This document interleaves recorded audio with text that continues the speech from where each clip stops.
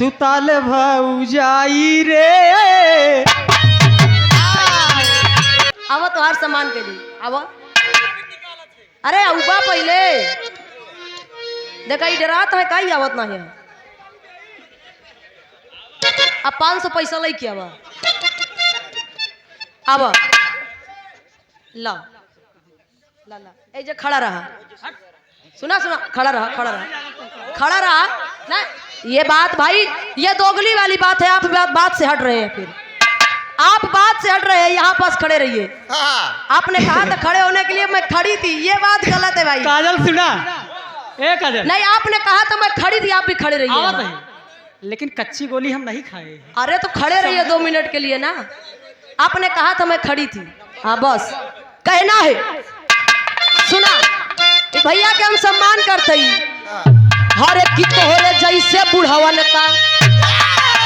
अरे तोहरे जैसे बुढ़ावन का देती हम भगाई जी। तोहरे जैसे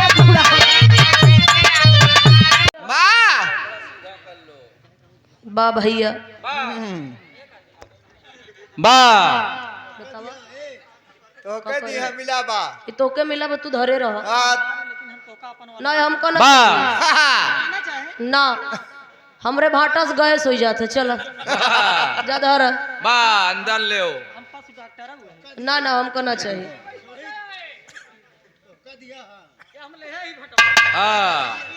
ए भैया बड़ा सुंदर गीत सुनाई के मिलल बा वीर रस के भी रहा बा बड़ा अच्छा लगा।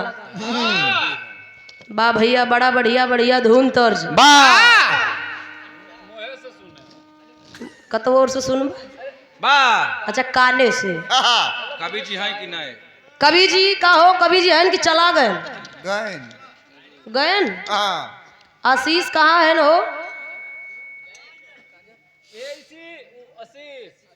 बा चले दो। अच्छा तो तू जा ना तो कह के रोके बा बोन का देर होत बना भैया। नहीं बड़ा सुंदर गीत सुनाई के मिलल। रोहित भैया जब काजल से बिरहा गाया करिए तो यहाँ से नहीं यहाँ से गाया करिए। बा आपने बिरहा गाया था भाई बहिनी के बियाह। बा हमने गाया था बेटी बाप का बियाह। फिर मैंने एक गीत बिरहा धरा। 1 दुल्हन 3 दूल्हा सर के ऊपर से निकल गई। पहुंच गए सुभाष चंद्र बोस जी और रेखा जी के पास। और कहते का हो? अब कहत का है लैले लैला बेलनवा और लैले ले हरे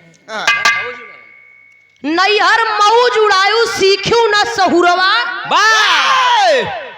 ससुरवा एक दिन थुथुरी जाबू। अच्छा आप लोग बैठा ही बतावा इनसे तई पूछा नैहर बा कहाँ हो?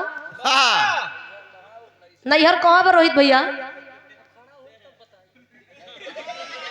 अच्छा आप लोग ना बताया खड़ा हो जा बताया हम पूछ ले भाई नैहर बा कहाँ? दादा ससुराल कहाँ बा? ससुरवा जाइबू थुथुरी ससुदात तोरी।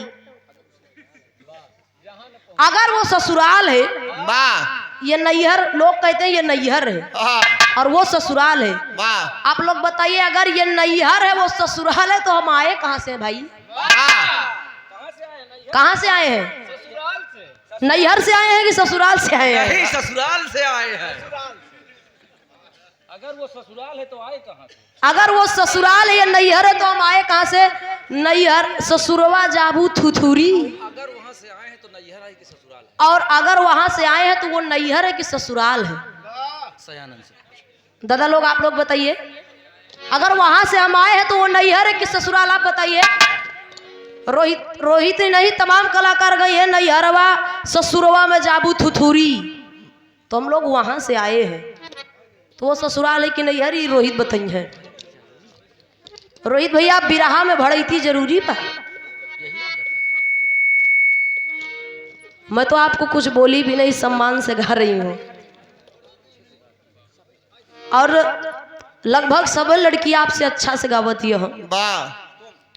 लेकिन आपकी आदत मैं सोच नहीं रही थी, क्योंकि 4-5 मंच काफी मंच 4-5 नहीं काफी मंच हुआ है आपसे, मैंने कुछ नहीं कहा, लेकिन आज कह रही हूँ अब मुझसे भी रहा गाना तो ये आदत बंद कर देना कि अपने मंच से दूसरे के मंच पे माला या रुमाल फेंकना मेरे ऊपर आज के बाद मत फेंकिएगा, क्योंकि ये मुझे बुरा लगता है। भाई हम कहाँ किधर बैठे आप फेंक रहे हो यार, हमारे आंख में लग रहा है कि नाक में लग रहा है कि गाल पे लग रहा है, तुम्हें पता नहीं फेंक दे रहे हो, ये अच्छी बात नहीं है। और पहले जानिए कि नैहर कहाँ है, तब ससुर में थुथुरे हो, ऐसे नहीं। आपने हमें मंच पे बुलाया, हम गए मंच पे। हेलो हेलो हे भैया, आपने मंच पे बुलाया, हम गए मंच पे, और आपने गाया आज भौजाई, आज रात भर रजाई में रहाई देती हूँ भौजाई है। माने हम तोहार भौजाई ही सम्मान करने के बुलाए थे आप, मतलब हमका सम्मान करे के बुलाए रहन। आप लोग बतावा, ये अपने मुँह से कहे थे ना कि काजल मैं आपका सम्मान करना चाहती हूँ, आप मंच पे आइए। आप बुलाए तो मैं मंच पे गई। आशीष भैया आप बुलाए तो मैं मंच पे गई, और मंच पे जाने के बाद आप कह रहे हैं कि रात भर रहाई देती हूँ रजाई में भौजाई, मतलब हम तुम्हार भौजाई यही। अरे तू बैठा दादा, नहीं ये सम्मान है। आप गा देते, मुझे मंच पे ना बुलाते तो आप गा देते, मैं बुरा न मत मानती, मैं बुरा नहीं कहती, लेकिन आपने मंच पे बुला के तब ऐसा कहा, इसलिए मुझे बुरा लगा। भाई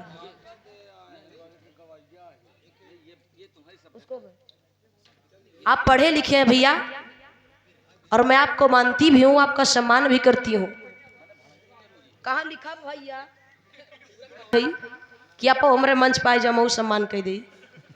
अरे रुक जाता है महाराज, तो का कहाँ, अरे तो कब है तोहार तो लगे है, आप आ जाते हमारे मंच पर, हम आपके सम्मान कर दी। भैया आशीष भैया तई माला लिया, तई माला लिया भैया, आशीष भैया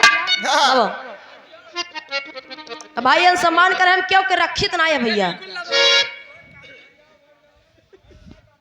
ए भैया हेलो, अरे जानता ही पैसा ढेर पाए है, बाद में भैया अब तोहार सम्मान के लिए अब, अरे उबा पहले देखा डरात है कहीं आवत ना है।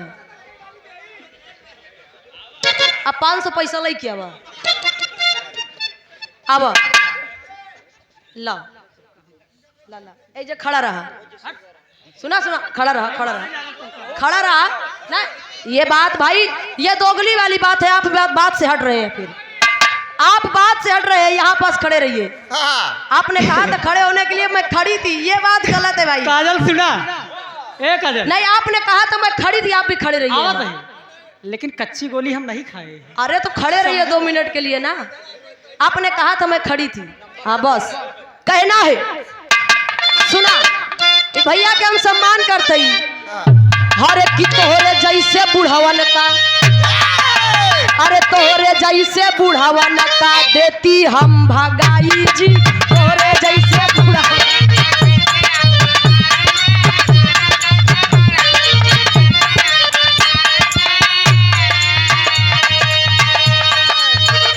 बार भौजाई,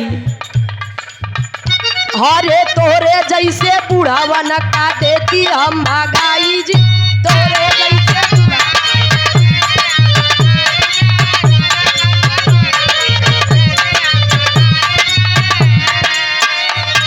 हम ना ही जानत रहे कि तू इक्सबाज मनई, यहाँ लड़की के देख के पगलाई जाती, लेकिन अरे तोहरे जैसे बुढ़ावन का, अरे देखी हम भगाई जी। हेलो भैया यूट्यूबर साथी, वही बगलिया में लगाया, हम सब के चैनल देखब, पहले इनके फिर हमार, अब अगर ना लगो तोरे लोगन घरे आई जब समझ कि तोरे जैसे बुढ़ावन का, अरे देती हम भगाई जी। लड़की का देख कहे पैसा ले ले, अरे लड़की का देख कहे जाता पागल हाई जी।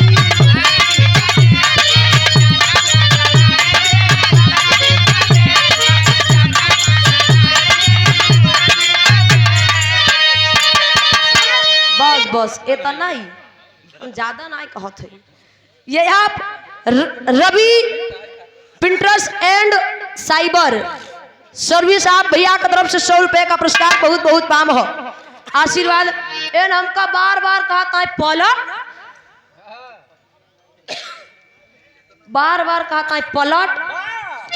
ए भैया अब जब हमका देखिन के बिरहा गावत तो इनका कही दाई हमारे सिवा क्यों दूसरे के देखबो न करी है।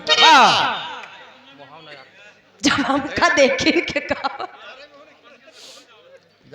हेलो रोहित भैया, लठ से तारे और सर से चांद फोड़ दूंगी, लठ से तारे और सर से चांद फोड़ दूंगी, अब फूंक मारूंगी तो सारी नदियां मोड़ दूंगी। और एक बात सुन लीजिए, कह रहे हैं पलट, अगर मेरे सिवा किसी को देखा तो कसम से तुम्हारी गर्दन मरोड़ दूंगी। आप पलटा ही कहा तो हम तोरन कहीं देखा, वो तू हमारे सिवा क्यों को देखबो न करे।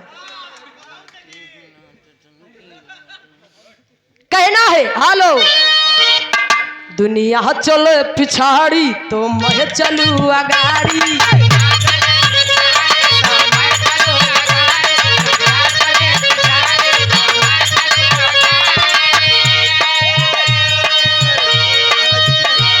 ऐसी नहीं हो काजल कोकिला, ऐसी नहीं है, हर खेल जानती हूँ मैं हूँ बड़ी।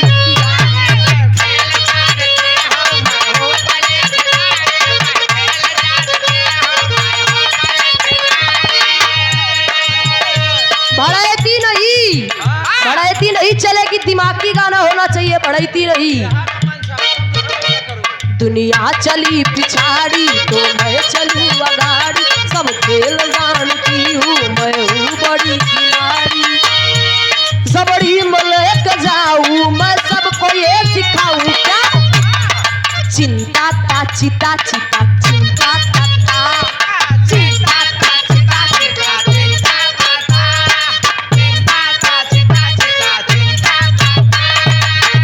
आप रवि प्रिंटर्स एंड साइबर सर्विस 400 कम 500 रुपया का पुरस्कार, बहुत बहुत दाम आशीर्वाद बनाए रखे।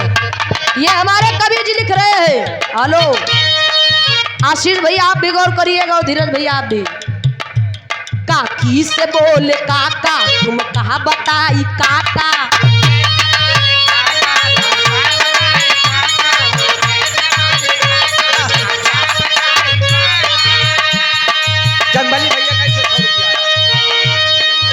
और आप बिरहा के बहुत ही सुंदर गायक कलाकार परम सदैव श्रीमान आप जंगबली यादव जी, आप जी की तरफ से ये 100 रुपए का आशीर्वाद ऑनलाइन भाई,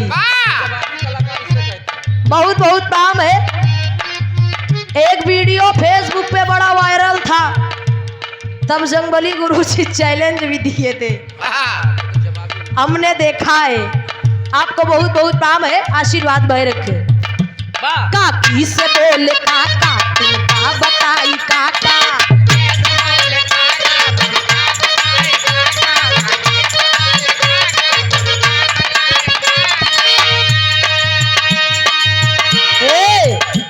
तुमका दिया धोखा का, तुमका कभी रोका का,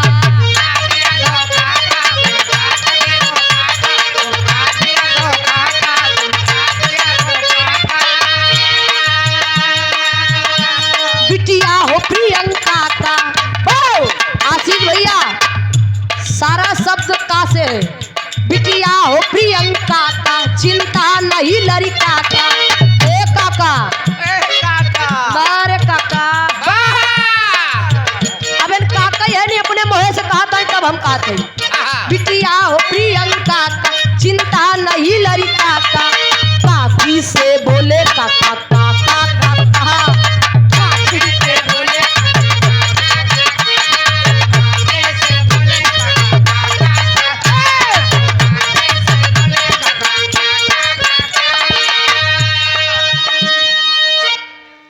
के लिए रहल। एक गीत बड़ा बढ़िया गाए रहे न कि बहुत प्यार करते हैं तुमको सनम, गाए रहे पतो ही बताओ हमें यार, हम जाने तो यार बियाह हो नहीं भाई, तू पतोहू वाला हो गया।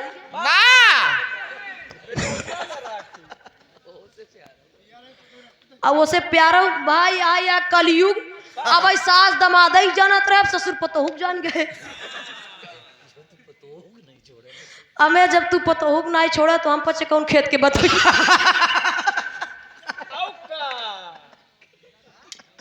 अब जब तू पतोहू से प्यार करा था तो ओमा हम पचे का खरी, बेटवा न राखी तो राख ले हम। अब तू राजा रघु भया सास से दुल्हन रखई के तो राख सकता था भाई, पतोहू बिटिया के तरह होत बा, जैसे अपन बिटिया वैसे पतोहू बेटी की तरह होती है। खैर बड़ा सुंदर गीत सुने के मिलल। आ जाते इसे कुछ मनोरंजन उनके लिए